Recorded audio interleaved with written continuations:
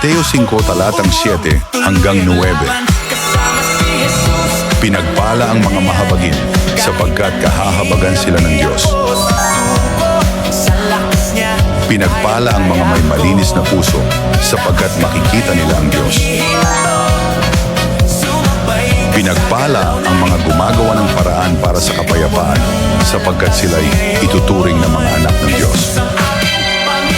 Blessed are the peacemakers,